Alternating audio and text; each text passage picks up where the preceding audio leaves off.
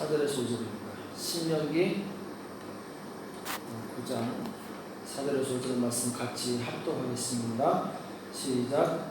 내 하나님 여호와께서 그들을 내 앞에서 쫓아내신 후에 내가 심중에 이르기를 나의 의로움을 인하여 여호와께서 나를 이 땅으로 인도하여 들어서 그것을 얻게 하셨다 하지 마라. 실상은 이 민족들이 악함을 인하여 여호와께서 그들을 내 앞에서 쫓아내심이니라. 내가 가서 그 땅을 얻으면 너의 의로움을 인함도 아니며 내 마음이 정직함을 인함도 아니요 이 민족들의 악함을 인하여 내 하나님 여호와께서 그들을 내 앞에서 쫓아내시니라.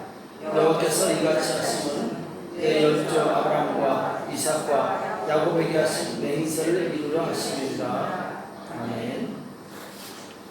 약속을 따라 일하신 하나님, 이런 제목으로 이 말씀을 나누겠습니다. 하나님께서 애굽에서 이스라엘을 불러내시고 가나안 땅을 이스라엘 백성에게 선물로 주시게 되죠. 가나안 땅을 정복해 하시는데, 그 가나안 땅을 선물로 주시는데, 오늘 하나님께서 이스라엘 민족에게 왜 가나안 땅, 젖과 꿀이 흐르는 땅을 허락하셨는가, 그 이유에 대해서 말씀하고 있는데, 자, 첫 번째는 4절에 보면은 내 하나님 여호와께서 그들을 내 앞에서 쫓아내신 후에 내가 심중에 이르기를 나의 의로움을 인하여 여호와께서 나를 이 땅으로 인도하여 들여서 그것을 얻게 하셨다 하지 마라. 실상은 이 민족들의 악함을 인하여 여호와께서 그들을 내 앞에서 쫓아내시니라. 자, 첫 번째가 이 민족의 악함을, 그러니까 가나안 땅에 7 족속이 있는데 이들이 악하기 때문에 하나님께서 이들을 심판하시는 도구로 이스라엘을 사용하셨다, 이렇게 말씀하고 있죠. 또 두 번째는 그 5절에 보면은 내 하나님 여호와께서 그들을 내 앞에서 쫓아내시니라. 여호와께서 이같이 하심은 내 열조 아브라함과 이삭과 야곱에게 하신 맹세를 이루려 하심이니라. 자, 하나님께서 아브라함과 이삭과 야곱에게 하신 말씀을, 약속을, 맹세를 이루시기 위해서 가나안 족속을 쫓아내셨다, 이렇게 말씀하고 있죠. 성경에 보면은 이스라엘의 역사에서 이스라엘이 범죄할 때마다 하나님께서는 주변에 있는 국가들을 통해서 징벌하시게 되는데, 전쟁을 통해서 징벌하시게 되죠.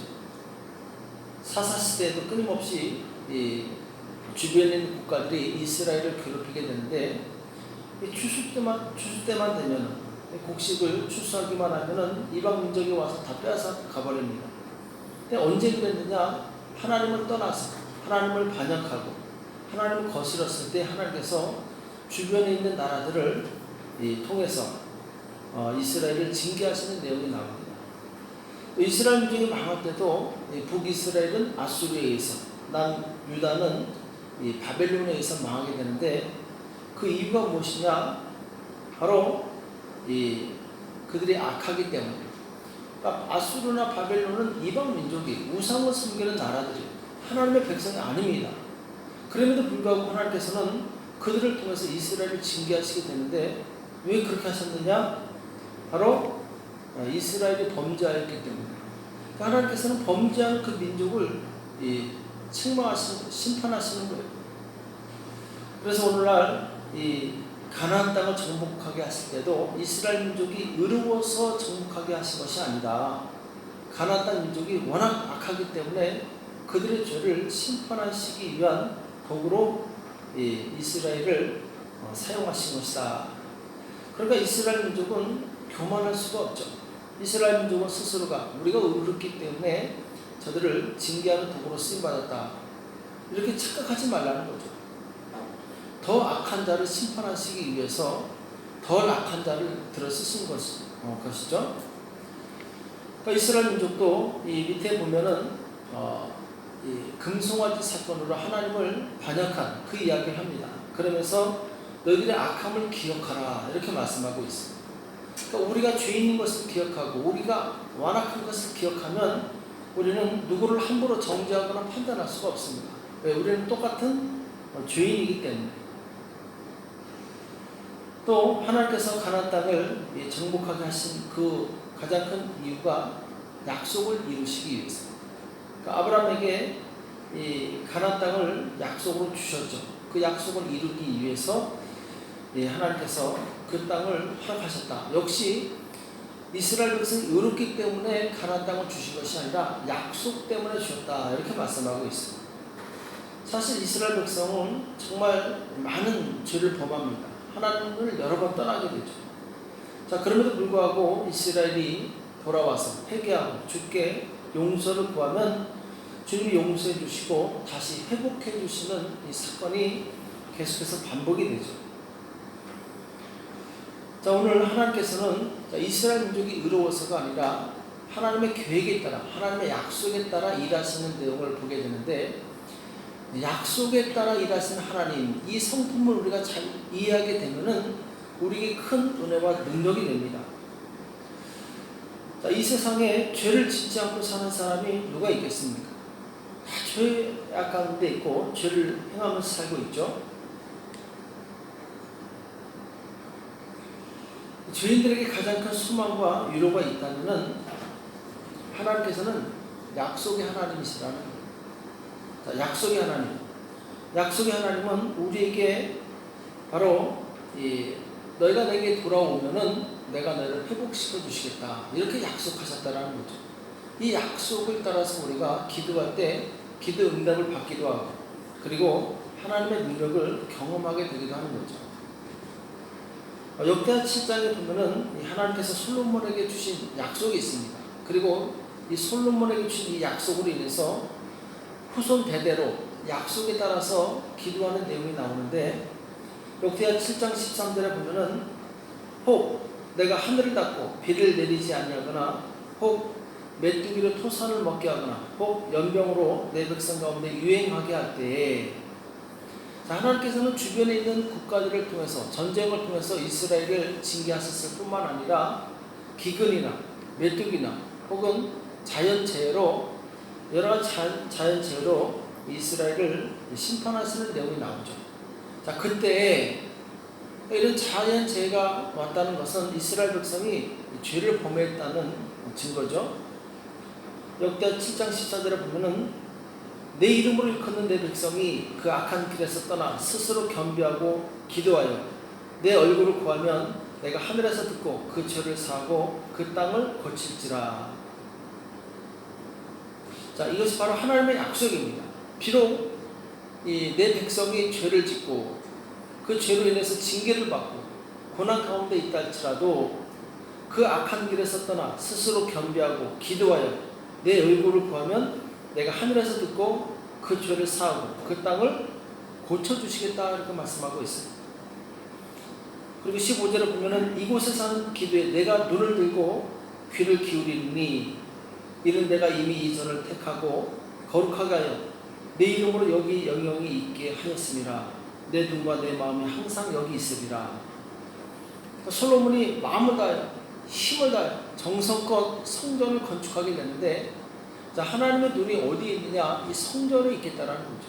사람들이 이 성전에 와서 하나님께 겸비해서 기도할 때 하나님께서 들어주시겠다라는 거죠. 회복시켜 주시겠다라는 거죠. 예수님의 이름이 있는 곳에 회복과 생명과 능력이 있습니다. 우리가 용서를 구할 때 바로 예수님의 이름으로 우리는 용서를 받을 수 있어요. 우리가 비록 범죄하여 연약하고 실수해서 혹은 이 죄악을 범해서 고난을 겪을지라도 오늘 주님의 약속의 말씀을 믿고 주님 앞에 나와서 기도하면 주님이 예수님의 이름으로 우리를 회복시켜 주신다라는 거예요. 다시 정상으로 돌아올 수 있도록 은혜를 주신다라는 거죠. 그래서 우리는 비록 우리가 범죄하였을지라도 하나님께 담대히 나갈 수 있는 것은 약속의 말씀이 있기 때문에 그렇습니다. 하나님께서는 공의의 하나님이시지만 또한 은혜의 하나님이세요. 자, 히브리서 4장 14절 우리가 이미 배운 말씀이죠. 그러므로 우리가 긍휼하심을 받고 때를 따라 돕는 은혜를 얻기 위하여 은혜의 보좌 앞에 담대히 나갈 것입니다. 자, 은혜의 보좌 앞에 담대히 나갈 것입니다. 자, 하나님의 약속의 하나님이시요 은혜의 하나님이시기 때문에 이 하나님 앞에 담대히 나갈 수 있다라는 거예요. 우리가 비록 넘어졌을지라도 이 약속을 믿고 주님 앞에 나갔을 때 주님이 일하시겠다라는 거예요. 우리가 잘 아는 것처럼 십자가의 한 강도는 마지막에 구원을 받습니다. 죽기 직전에 예수님으로부터 구원을 받게 돼요. 자, 이 강도를 보면 평생 죄 짓고 살았어요. 얼마나 악한 행동을 했으면 십자가에 못 박혀 죽음까지 당하게 되었습니까? 자, 그러나 그 마지막 순간에 그는 겸비해서 하나님께, 예수님께 기도하게 돼요. 나를 불쌍히 여기소서. 당신의 나라가 임할 때 나를 기억하소서. 그러니까 예수님께서 내가 오늘 밤 나와 함께 낙원에 있을 것이다, 이렇게 말씀하시죠. 참, 이것을 보면은 우리 주님의 사랑이 얼마나 큰가, 우리 주님의 긍휼하심이 얼마나 큰가를 경험하게 됩니다. 아니, 그렇게 평생 죄짓고 살았던 사람도 은혜를 구하고 도움을 구하니까 은혜를 베푸신다라는 거예요. 하물며 우리를 향하신 그 긍휼하심과 그 사랑하심이 얼마나 크시겠습니까? 우리가 비록 죄를 짓고 우리가 비록 연약하여 넘어졌다 할지라도 주님께 나가서 도와달라고 하면 주님이 도와주시겠다라는 거예요. 그래서 우리는 항상 어디에 초점을 맞춰야 되느냐? 은혜에 초점을 맞춰야 돼요. 나 같은 죄인이라도 구원해 주시고 나 같은 죄인이라도 받아주시는 이 주님의 은혜에 초점을 맞춰야 돼요. 공의에 초점을 맞추게 되면 우리 중 단 한 사람도 성한 사람이 없습니다. 자, 그런 의미에서 가르쳐주다가 만약에 회개하고 무릎 꿇고 돌아왔더라면 어떻게 되었을까? 이것도 생각해 볼 수 있겠죠. 그러니까 가르쳐주다는 은혜에 초점을 맞추지 않았어요. 자신의 잘못에 초점을 맞추게 됩니다. 그러니까 좌절하고 절망하고 스스로 목숨을 끊게 되죠. 우리는 어떠한 이 상황 가운데서도 주님의 은혜에 초점을 맞춰야 됩니다. 내 잘못에 초점을 맞추게 되면 우리는 절망하게 돼 있고 스스로 낙심하게 돼 있어요. 주님의 은혜는 우리의 죄를 용서하고 커버할 만큼 크고 넓고 깊습니다. 그 은혜에 나를 맡기시기 바랍니다. 사도 바울은 이 예수 믿는 사람들을 잡아 죽이기도 하고 이 감옥에 넘겼던 아주 악한 사람이었어요. 그러니까 내가 죄인 중에 괴수다, 이렇게 말씀하고 있죠. 그럼에도 불구하고 사도 바울은 담대히 복음을 전하는 사람으로 변화되었는데 그는 자신의 죄에 초점을 맞추지 않고 하나님의 은혜에 초점을 맞춥니다. 그래서 그 은혜에 자신을 의탁하게 돼요. 주님, 내가 비록 이런 죄를 지었지만 나 같은 죄인을 받아주시니 감사합니다. 그 은혜로 나를 살려주심을 감사합니다. 그 은혜에 자신을 맡기니까 회복되는 거예요. 담대함을 얻게 되는 거예요. 주님의 뜻을 끝까지 이루는 사람이 되는 거죠. 하나님, 우리가 죄에 굴복하기를 원하지 않습니다. 죄의 종으로 살아가기를 원하지 않습니다. 예수님의 이름으로 승리하기를 원하시는 거예요. 예수님께서 우리에게 베푸신 그 은혜에 초점을 맞춤으로 은혜로 승리하기를 원하시는 거죠. 이 하나님의 은혜는 얼마나 크고 놀라운지 열왕기상 21장에 보면은 이스라엘 왕 중에 가장 악독하다고 하는 우상 숭배가 심했던 아합, 그 안에 이세벨과 더불어서 이스라엘 민족을 우상 숭배에 빠뜨렸던 정말 악한 왕이었죠. 열왕기상 21장에 보면은 이 아합 왕이 나봇이라는 사람의 포도원을 빼앗는 내용이 나오죠. 거짓 증인 두 사람을 세워서 나봇을 죽이고 그 땅을 빼앗아 버립니다. 자, 이것이 악하기 때문에 하나님께서 선지자를 통해서 너희 그 악함을 인해서 하나님께서 너를 심판하실 것이다. 자, 이세벨을 그 시체를 개가 먹을 것이고 내 후손들이 하나님의 징계를 받아 다 죽을 것이다. 아주 하나님의 징계의 메시지를 듣고 이 아합이라는 사람이 그렇게 악함에도 불구하고 베옷을 입고 천천히 걸으면서 슬퍼하면서 하나님 앞에 겸비합니다. 하나님께 용서를 구해요. 우리 같으면은 야 네가 그렇게 죄를 져놓고 무슨 낯짝이 있어서 뻔뻔하게 그런 행동을 하느냐 하면서 가차없이 그냥 이 죄를 심판하시겠죠. 근데 성경에 보면은 아비 내 앞에서 겸비함을 내가 보느냐, 저가 내 앞에서 겸비함을 인하여 내가 재앙을 저희 시대에 내리지 않냐고 그 아들의 시대에야 그 집에 재앙을 내리리라. 자, 이렇게 악한 아방이라도 겸비하고 기도하고 회개하니까 하나님께서 재앙을 그 시대에 내리지 않겠다 이렇게 말씀하시죠. 그러니까 하나님의 은혜는 얼마나 큰가를 우리가 기억할 수 있습니다. 항상 우리는 하나님의 은혜의 초점을 맞춰요. 다윗도 보면은 어떻게 보면 사울왕보다 더 악한 행동을 많이 했어요. 그럼에도 불구하고 하나님께서 이런 데 마음이 합한 자다 이렇게 말씀하시게 되는데 왜 그렇게 하냐는가? 다윗은 하나님의 은혜의 자신을 의탁했어요. 하나님의 은혜가 얼마나 큰지를 알고 자신이 범죄했을지라도 그 은혜 앞에 무릎을 꿇습니다. 회개합니다. 용서를 구합니다. 그러니까 하나님께서 그를 회복시켜 주시는 거죠. 그래서 우리 마음속에 항상 어떤 마음을 가지고 있어야 되느냐?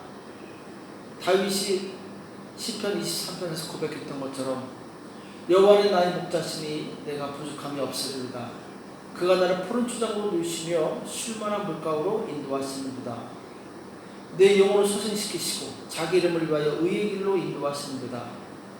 내가 사망의 음침한 골짜기로 다닐지라도 해를 두려워하지 않을 것은 주께서 나와 함께 하시니라. 주의 지팡이와 막대기가 나를 안위하시나이다. 하나님께 대한 자아상이 굉장히 밝았어요. 다윗은 하나님께서 나를 구원해 주시고 나를 고난 가운데서도 회복시켜 주실 것이라는 그 믿음이 충만했던 사람입니다. 그렇다고 죄를 지으라는 것이 아니죠. 내가 연약해서 실수해서 죄를 지었을 때 나의 목자 되신 주님께 나아가면 주님이 회복시켜 주신다는 것을 믿는 그 믿음, 바로 은혜의 주님을 우리 마음 깊이 새겨 넣어야 된다는 거죠. 그래서 우리는 그 하나님 앞에 담대하게 나갈 수 있는 것입니다. 우리가 절망 가운데 있을지라도 절망하지 않고 다시 일어나 주님께 나갈 수 있는 이유는 하나님께서 우리를 사랑하시고 우리를 회복시켜 주시겠다는 약속을 주셨기 때문입니다.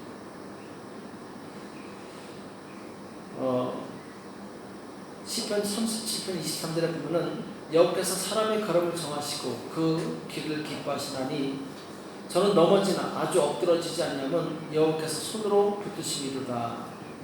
내가 어려서부터 늙기까지 의인의 버림을 당하거나 그 자손의 걸식함을 보지 못하였도다. 자, 여기 보면은 하나님을 의지하는 자는 넘어질지라도 아주 엎드러지지 않는다 이렇게 말씀하고 있어요. 왜 그러냐? 하나님께서 그를 손으로 붙드시기 때문에. 우리가 아무리 절망 가운데 있다 할지라도 우리는 결코 그 절망이 나를 침몰시키지 못할 것은 하나님께서 나를 여전히 붙들고 계시다라는, 나를 잡고 계시다라는 거예요. 그래서 그 손으로 인해서 우리는 다시 회복되는 거예요. 사무엘상 2장에 보면은 한나가 기도하는 내용이 나와요. 그가 절망 가운데, 정말 불가능한 가운데 하나님께 기도했더니 하나님께서 사무엘이라는 아들을 허락하시죠. 자, 이 살아계신 하나님, 능력의 하나님, 전능하신 하나님을 경험하고 나서 한나가 올린 기도가 무엇이냐? 여호와는 죽이기도 하시고 살리기도 하시며 음부에 내리기도 하시고 올리기도 하시는도다. 여호와는 가난하기도 하시고 부하기도 하시며 낮추기도 하시고 높이기도 하시는도다. 가난한 자를 진토에서 일으키시며 빈핍한 자를 거름더미에서 드사 귀족들과 함께 하시며 영광의 위를 차지하게 하시는도다. 모든 주권이 하나님 앞에 있다라는 거예요. 모든 능력이 하나님 앞에 있다라는 거예요. 우리를 회복시키시는 힘과 능력도 하나님 앞에 있다라는 거예요. 그래서 우리는 은혜 보좌 앞에 담대히 나가서 하나님께 기도하는 거죠. 내가 연약할지라도 기도하면 회복시켜 주시겠다는, 살려주시겠다는, 높여주시겠다는 약속의 말씀을 믿고 기도하는 거죠. 그래서 야고보서 5장 15절에도 보면은 믿음의 기도는 병든 자를 구원하리니 주께서 저를 일으키시리라. 혹시 죄를 범하였을지라도 사하심을 얻으리라. 자, 우리가 믿음으로 기도할 때 혹시 우리 안에 죄가 있다 할지라도 믿음으로 주님께 나가는 그 마음을 하나님께서 보시고 우리 죄를 사하시고 응답해 주시겠다라는 거예요. 우리 같은 죄인들에게 얼마나 큰 소망이 되는지 모릅니다. 이 약속을 믿고 주님 앞에 나아가시기 바랍니다. 약속을 믿고 이 새벽에 기도하시기 바랍니다. 약속대로 주님은 일하시는 거예요. 우리 연약함을 보고 일하시는 것이 아니라 하나님께서 우리 주신 약속을 따라 하나님께서 일하시는 거죠. 나의 연약함과 나의 실수에 초점을 맞추지 마시고 일하시는, 약속을 지키시는 그 하나님의 은혜에 초점을 맞추시기 바랍니다. 그래서 이 새벽에 기도의 승리하는 저와 여러분 되시길 예수님 이름으로 축복합니다. 기도하겠습니다.